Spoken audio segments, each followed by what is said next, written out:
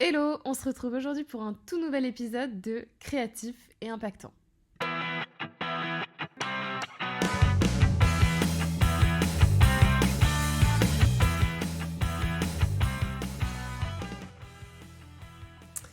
Hello, eh bien aujourd'hui on se retrouve avec un tout nouveau son, je pense que tu vas l'avoir remarqué. Ça y est, j'ai un nouveau micro. Jusqu'alors, pour être complètement transparente, j'enregistrais pardon, avec mon ordinateur. Mon ordinateur MacBook Pro qui a un son incroyable et qui jusqu'alors faisait le taf. Mais j'ai mon petit frère tellement adorable qui m'a offert à Noël un micro parce qu'il suit mes podcasts et il s'est dit que ça me ferait un meilleur son. Et pour avoir fait des tests, je suis bien d'accord, donc j'espère que ça te plaira. Aujourd'hui, j'ai envie de parler d'un sujet que je chéris dans mon quotidien, que je suis amenée à développer continuellement, et bien c'est la créativité. Et c'est vrai que c'est un sujet où on peut se poser la question où est-ce que l'on est créatif? Est-ce que c'est inné? Et finalement comment se connecter ou se reconnecter à sa créativité.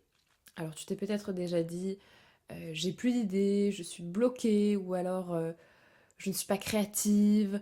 Euh, Bonne nouvelle, eh bien les filles c'est faux. Parce que la créativité ce n'est pas un don magique, c'est une compétence et comme tout, ben ça se travaille. Donc je vais te donner 7 astuces qui peuvent peut-être t'aider à te connecter à ta créativité parce que ok peut-être que certains le sont plus que d'autres et j'entends par créativité une créativité qui soit large. Ah oui, petit topo d'ailleurs là-dessus. J'ai longtemps cru que je n'étais pas créative parce que je viens d'une famille où ma sœur, ma mère ou même mon père d'ailleurs sont très créatifs mais dans le sens de l'art. Ce sont des excellents dessinateurs. Euh, Ma mère, elle sait, je pense, un peu tout faire. On faisait de la pâte fimo, je sais plus quel week-end, elle est incroyablement douée. Mon frère, c'est pareil. Voilà. Et du coup, c'est vrai que je me suis toujours dit, bah mince, moi, j'ai pas ce truc-là, je dessine des trucs absolument horribles, pas du tout réalistes, avec aucun sens des proportions. Et je me suis toujours dit, mais purée, je ne suis pas créative parce que simplement, je faisais pas de dessin et de peinture. Non, mais franchement, j'ai longtemps cru ça. Et force est de constater que dans mon business, eh bien, je suis extrêmement créative. J'ai tout le temps des idées. Euh, quand je me mets à brainstormer sur un truc, j'ai une idée qui en emporte une autre. Enfin voilà, le principe de l'arborescence. Et je me suis rendu compte que dans les périodes où on est un petit peu à cran ou en burn-out, eh bien c'est là où on n'a pas de créativité. Et je pense que quand justement on a le syndrome un peu de la page blanche, il faut se demander comment on se sent en fait. Parce que peut-être qu'on croule sous la pression, sous un manque de temps, et qu'en fait c'est révélateur.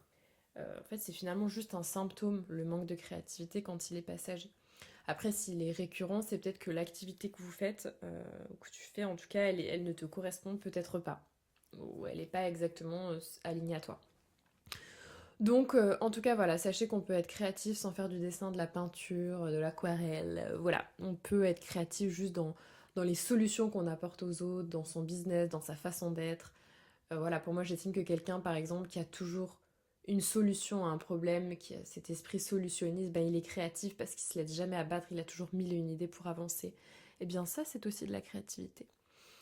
Voilà, donc pour te donner cette astuce pour un peu te reconnecter à ta créativité quand c'est pas trop ça. La première chose, ce serait, je pense, de changer de perspective. Pourquoi? Parce que quand on est un peu coincé dans une routine, on finit par voir les choses toujours sous le même angle. La créativité, c'est ben aussi savoir observer différemment, comme ce que je viens de dire juste avant.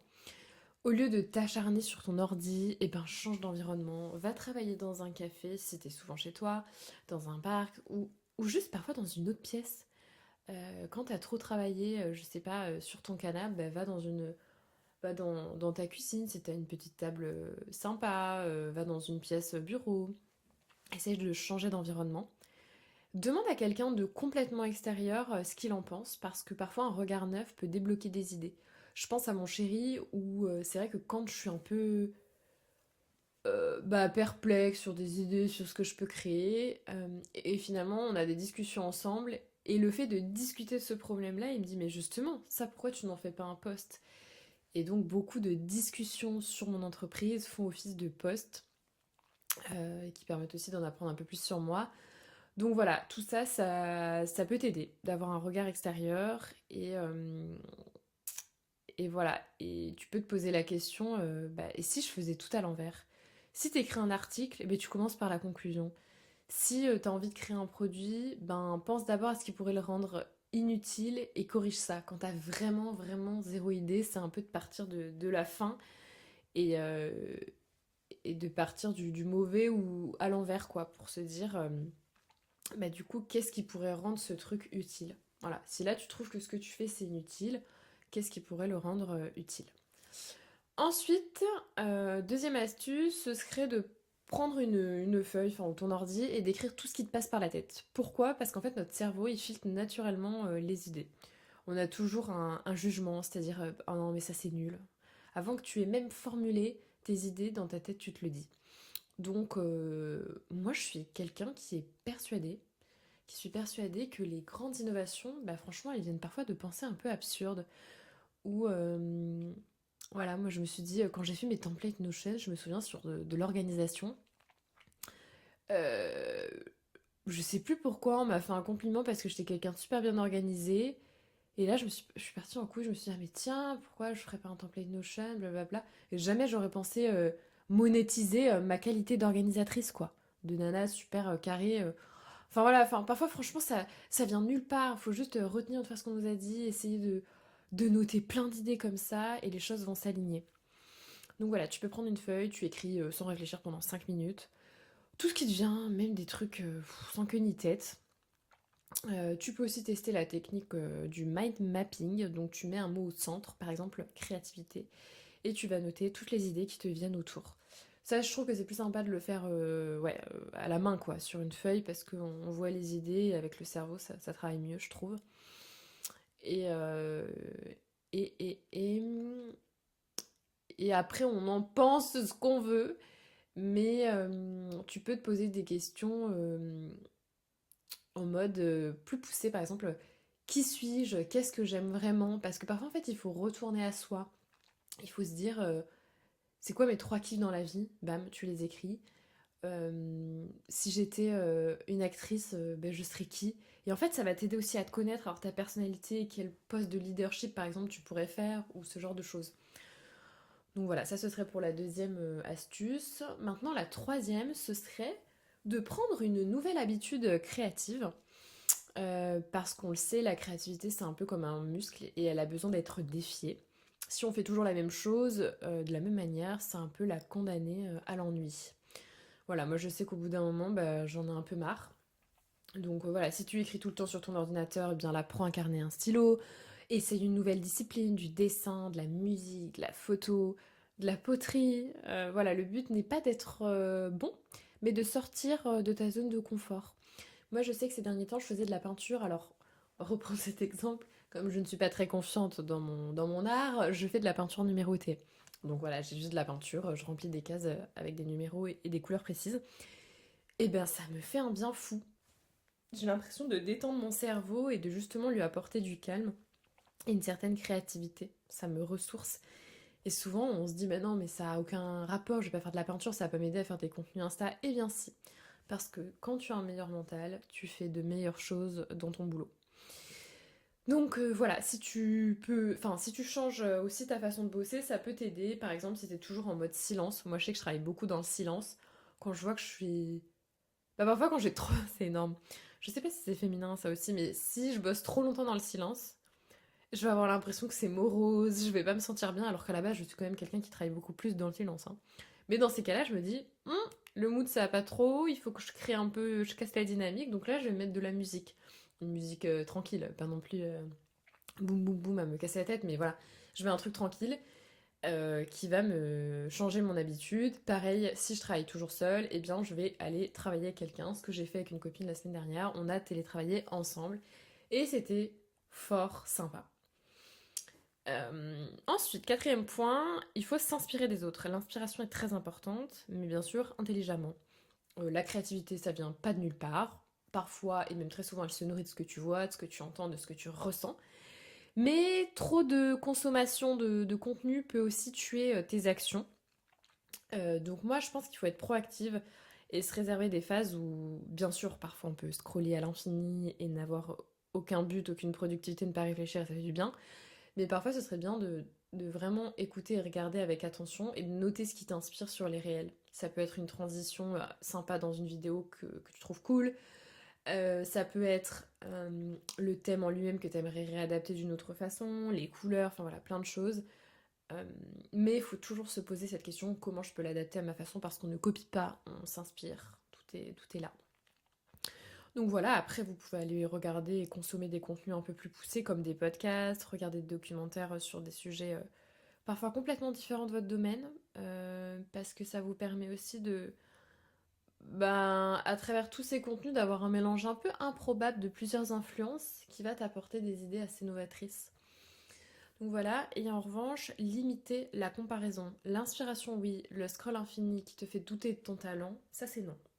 Ça c'est non parce que la comparaison, c'est vraiment quelque chose où il faut se sevrer de ça parce que vous ne serez jamais les personnes que vous voyez sur votre écran. Vous allez vivre dans votre corps, dans votre tête toute votre vie. Alors franchement, arrêtez de vous massacrer le cerveau.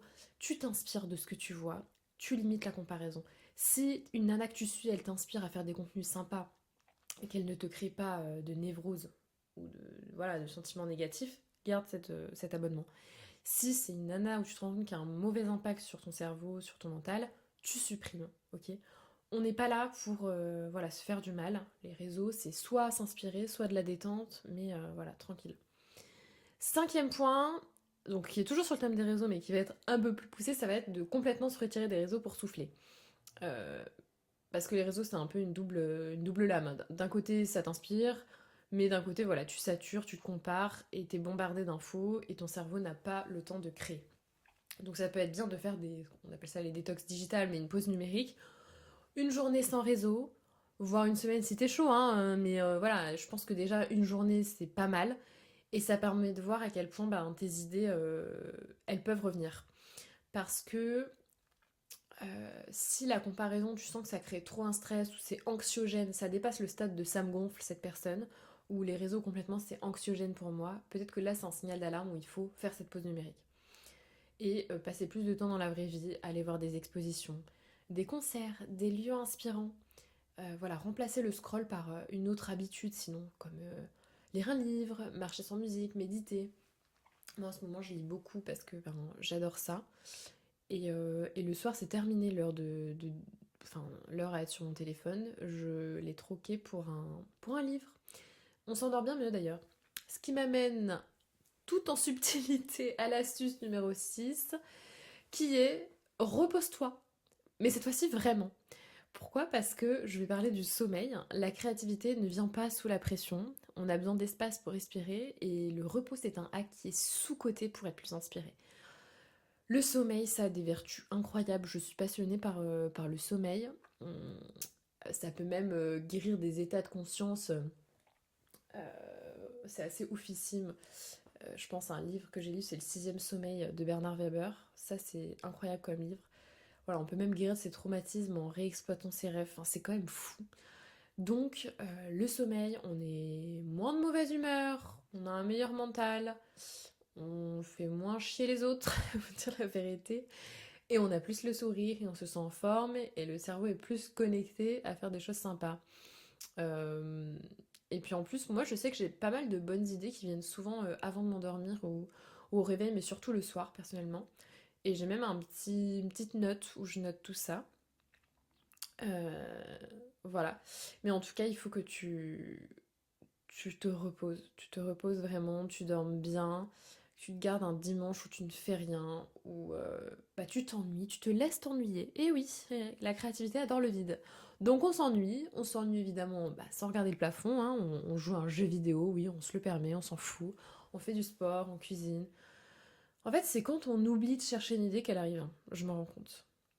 Donc il faut aussi trust the process et puis ben, avancer sereinement tout voilà, en se reposant régulièrement. Et enfin, eh bien, en septième point, ce serait de te poser les bonnes questions.